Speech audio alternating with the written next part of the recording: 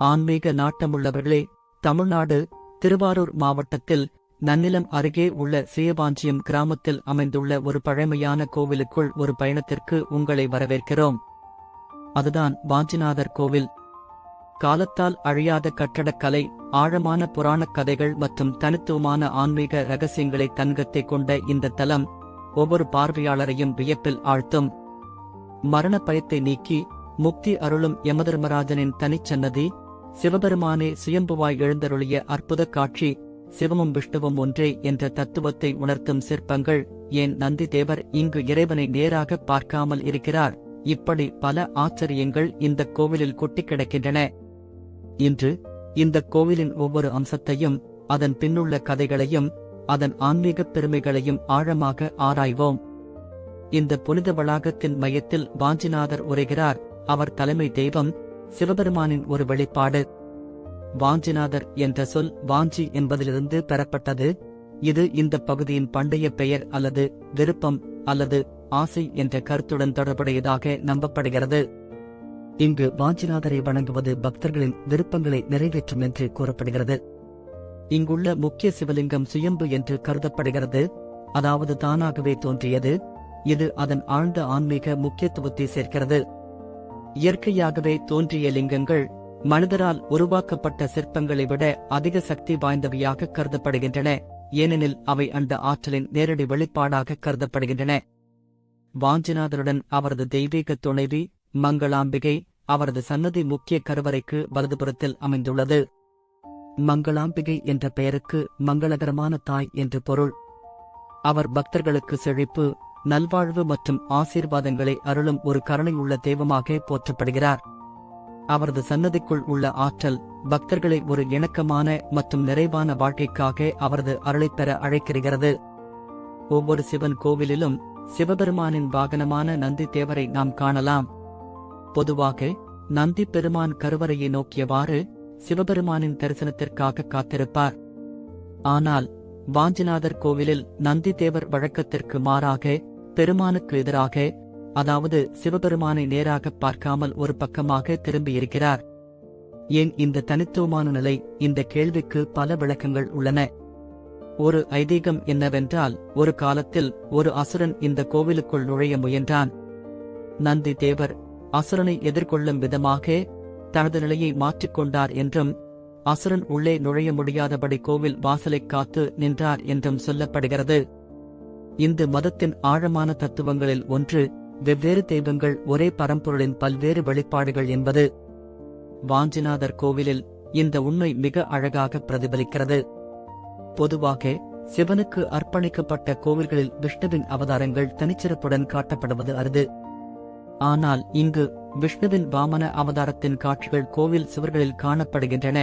இது ஒரு முக்கியமான செய்தியை வழங்குகிறது. வாமன அவதாரத்தில் விஷ்ணு ஒரு குள்ள பிராமணராக வந்து மகாபலியிடம் 3 அடி நிலம் கேட்டு பின்னர் விஸ்வரூபம் எடுத்து மூவுலகையும் அளந்தார். இந்த லீலை விஷ்ணுவின் சர்வ வியாபகத் தன்மையும் அண்டத்தை அடக்கும் அவரது சக்தியையும் காட்டுகிறது. இந்த சிவன் கோவிலில் வாமன அவதாரத்தின் இருப்பு சிவனும் விஷ்ணுவும் ஒரே பரம்பொருளின் 2 அம்சங்கள் என்பதை வலியுறுத்துகிறது. படைப்பு, காத்தல், அழித்தல் என்ற மும்மூர்த்திகளின் செயல்பாடுகள் தனித்தனியாக இருந்தாலும் அவர்கள் அனைவரும் ஒரே தெய்வீக சக்தியின் வெவ்வேறு முகங்கள் என்பதே இந்து தத்துவம்.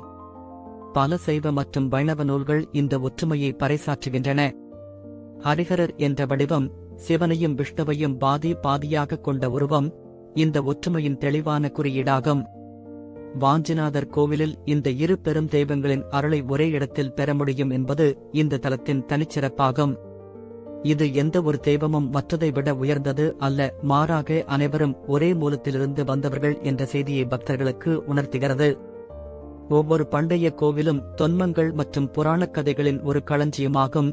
வாஞ்சிநாதர் கோவிலும் இதற்கு விதிவிலக்கல்ல. இந்த கதைகள் தலைமுறைகள் தாண்டி வந்தவை.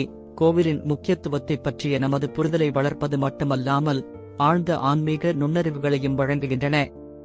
இந்த கோவிலுடன் தொடர்புடைய மிகவும் கவர்ச்சிகரமான புராணக் கதைகளில் ஒன்று யமதர்மராஜன் மரணதேவன் பற்றியது. ஒருமுறை யமன் சிவபெருமானின் கோபத்திற்கு ஆளாகி சபிக்கப்பட்டதாக நம்பப்படுகிறது. தனது செயல்களுக்கு பரிகாரம் தேடி சிவனின் அருளைப் பெற யமன் இந்த இடத்திலேயே கடும் தவம் செய்தார். அவரது பக்தியால் ஈர்க்கப்பட்ட சிவபெருமான் அவருக்கு காட்சி தந்து அவரது சாபத்தை நீக்கினார். தனது மரியாதையையும் நன்றியையும் வெளிப்படுத்தும் வகையில் யமன் சிவபெருமானை இந்த க்ஷேத்திரத்தில் ஒரு தனித்துவமான வழியில் இருக்கக் கோரியதாக கூறப்படுகிறது. புராணத்தின்படி யமனுக்கு இங்கு ஒரு சிறப்பு சலுகை உள்ளது. இந்த கோவிலில் வாஞ்சிநாதரையும் யமதர்மராஜனையும் உண்மையான பக்தியுடன் வணங்குபவர்கள் அகால மரண பயத்திலிருந்து விடுவிக்கப்படுவார்கள் மற்றும் ஒரு முழுமையான மற்றும் நீதியான வாழ்க்கைக்குப் பிறகு மோட்சத்தை அடைவார்கள் என்று நம்பப்படுகிறது. இது வாஞ்சிநாதர் கோவிலை ஆன்மீக ஆறுதலையும் தங்கள் உலக வாழ்க்கைக்கு ஒரு ஆசீர்வதிக்கப்பட்ட முடிவையும் தேடுபவர்களுக்கு ஒரு அரிதான மற்றும் மிகவும் விரும்பப்படும் யாத்திரை தலமாக ஆக்குகிறது. இங்குள்ள யமதர்மராஜன் கால சம்ஹார மூர்த்தி என்று அழைக்கப்படுகிறார், அதாவது காலத்தையும் மரணத்தையும் வென்றவர். பக்தர்கள் பெரும்பாலும் யமதர்மராஜனுக்கு கருப்பு எள் மற்றும் அகல் விளக்குகளை காணிக்கையாக செலுத்துகிறார்கள், பாதுகாப்பு மற்றும் இந்த உலகத்திலிருந்து ஒரு அமைதியான புறப்பாட்டை தேடுகிறார்கள். மற்றொரு புராணம் திருமால் சக்கர ஆயுதத்தைப் பெற சிவபெருமானை வழிபட்ட கதையை கூறுகிறது. அவர் சிவனை ஆயிரக்கணக்கான தாமரை மலர்களால் வழிபட்டபோது ஒரு தாமரை குறைந்துவிட்டது. திருமால் ஒரு தாமரைக்கு பதிலாக தனது கண்ணை சிவபெருமானுக்கு அர்ப்பணிக்க சிவபெருமான் மகிழ்ந்து அவருக்கு சக்கர ஆயுதத்தை அருளினார். இந்த சம்பவம் சிவன் மற்றும் விஷ்ணுவின் ஒன்றிணைந்த தெய்வீக சக்தியை மீண்டும் வலியுறுத்துகிறது. கோவிலின் மகா சிவராத்திரி விழா ஒரு முக்கிய நிகழ்வாகும். இது இரவு முழுவதும் விரதமிருந்து பிரார்த்தனை செய்யும் ஆயிரக்கணக்கான பக்தர்களை ஈர்க்கிறது. கோவில் அழகாக அலங்கரிக்கப்பட்டு சிறப்பு பூஜைகள் செய்யப்படுகின்றன. மற்றொரு குறிப்பிடத்தக்க திருவிழா திருகார்த்திகை மாதத்திற்கு இருமுறை மாலை நேரங்களில் அனுசரிக்கப்படும் பிரதோஷ நாட்களும் சிவபெருமானை வழிபட மிகவும் மங்களகரமானதாக கருதப்படுகின்றன. மேலும் இந்த நாட்களில் கோவிலுக்கு பக்தர்கள் கூட்டம் நிரம்பி வழிகிறது. குறிப்பாக யம பிரீதி ஹோமம், யமனை சாந்தப்படுத்த செய்யும் அக்னி சடங்கு இங்கு சில சமயங்களில் செய்யப்படுகிறது. இது நீண்ட ஆயுள் மற்றும் அமைதியான மாற்றத்திற்கான ஆசீர்வாதங்களை தேடும் பக்தர்களை ஈர்க்கிறது. கோவிலுக்கு அருகில் பல பண்டைய தென்னிந்திய கோவில்களைப் போலவே ஒரு பெரிய மற்றும் புனிதமான கோவில் குளம் உள்ளது. இது குப்த கங்கா தீர்த்தம் என்று அழைக்கப்படுகிறது. குப்த கங்கா என்ற பெயர் மறைந்த கங்கை என்று பொருள்படும். அதன் ஆழ்ந்த புனிதத்தன்மையை குறிக்கிறது. இது புனித கங்கை நதிநீர் இந்த குளத்தில் பாய்வதாக நம்பப்படுகிறது. இங்கு ஒரு முறை நீராடுவது புனித கங்கையில் நீராடுவதற்கு சமம். தேவலோகத்தில் உள்ள அமுதக் கலசம் ஒரு முறை இங்கு விழுந்ததாகவும் அதன் ஒரு பகுதி இந்த குளத்தில் கலந்ததாகவும் மற்றொரு புராணம் கூறுகிறது. இதனால் இந்த நீர் மிகவும் புனிதமானதாக மாறியது. சிவபெருமான் பல வடிவங்களில் வழிபடப்பட்டாலும் அவரது மிகவும் அடிப்படையான மற்றும் நித்திய வடிவம் சதாசிவன் ஆகும். சதா என்றால் எப்போதும் அல்லது நித்தியம் மற்றும் சிவன் என்றால் மங்களகரமானவர். சதாசிவன் என்பது காலத்திற்கும் அப்பாற்பட்ட படைப்பு, காத்தல், அழித்தல், மறைத்தல் மற்றும் அருள்தல் ஆகிய 5 தொழில்களைச் செய்யும் பரம்பொருள். அவர் தொடக்கமும் முடிவும் இல்லாதவர். முக்கிய சன்னதி வாஞ்சிநாதர் என்று சிவபெருமானுக்கு அர்ப்பணிக்கப்பட்டுள்ளது. ஒரு அழகான விமானம் கொண்டுள்ளது.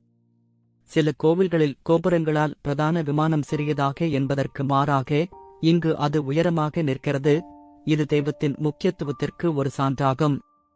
கோவில் வளாகத்தில் பல மண்டபங்கள் உள்ளன. மகா மண்டபம், அர்த்த மண்டபம் மற்றும் நந்தி மண்டபம் ஒவ்வொன்றும் தினசரி சடங்குகள் மற்றும் திருவிழாக்களில் ஒரு குறிப்பிட்ட நோக்கத்திற்கு உதவுகின்றன.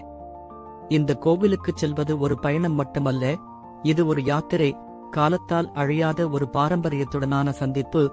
இது தொடர்ந்து ஊக்கமளிக்கிறது மற்றும் உயர்த்துவது. இது பக்தியின் நீடித்த சக்தியையும் தமிழ்நாட்டின் வளமான கலாச்சார பாரம்பரியத்தையும் நமக்கு நினைவூட்டுகிறது. இந்த அறிவூட்டும் பயணத்தில் எங்களுடன் இணைந்ததற்கு நன்றி. உங்கள் சொந்த விருப்பங்கள் நிறைவேறட்டும். தெய்வீக இருப்பில் அமைதியையும் உத்வேகத்தையும் நீங்கள் காணலாம். இந்த காணொளி உங்களுக்கு பயனுள்ளதாக இருக்கும் என நம்புகிறோம். இந்த வீடியோ உங்களுக்கு பிடித்திருந்தால் தயவு செய்து லைக் செய்யவும். உங்கள் கருத்துக்களையும் நீங்கள் பார்க்க விரும்பும் பிற கோவில்கள் பற்றிய தகவல்களையும் கருத்து பெட்டியில் தெரிவிக்கவும். நமது சேனலை சப்ஸ்கிரைப் செய்து இந்த காணொளியை உங்கள் நண்பர்கள் மற்றும் உறவினர்களுடன் பகிர்ந்து கொள்ள மறக்காதீர்கள். மீண்டும் அடுத்த ஆன்மீக பயணத்தில் சந்திப்போம். உங்கள் ஆன்மீக பயணங்கள் சிறக்கட்டும். நன்றி, வணக்கம். ஓம் நமசிவாய. ஓம் நமோ நாராயணாய.